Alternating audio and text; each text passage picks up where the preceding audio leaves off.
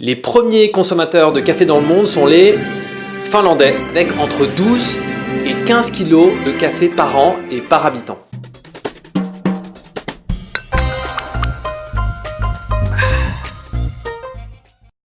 « 2,5 milliards de cafés sont consommés chaque jour. De cette manière, de plein de manières différentes. Et vous le consommez comment votre café? Ça m'intéresse de le savoir, n'hésitez pas à le laisser dans les commentaires.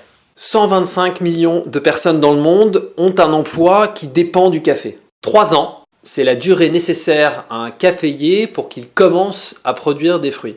45 grains sont nécessaires à la réalisation d'une tasse de café. 94% des Français consomment du café. 1,50 € à peu près, c'est le coût moyen d'une tasse de café en France. 50 tasses, c'est ce que consommait Voltaire chaque jour. Le café, c'est la deuxième boisson la plus consommée après l'eau. 60 grains, c'est exactement ce que contenait chaque café de Beethoven. Le café est le deuxième marché boursier après le pétrole. 1%, c'est la part du marché de café de spécialité. Et le reste, c'est sur le marché boursier. Et le problème, c'est qu'on ne prend pas en considération la qualité du café, les problématiques de production, ce qui devient un enjeu et un vrai problème pour les producteurs.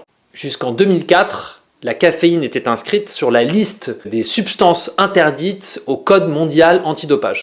La caféine parvient au cerveau au bout de 5 minutes. 400 mg, c'est le palier à partir duquel la consommation de café devient limite. 90 pays produisent du café, entre le tropique du Cancer, le tropique du Capricorne, et ça prend en compte bien évidemment l'équateur, qu'on appelle également la Bean Belt ou ceinture du grain.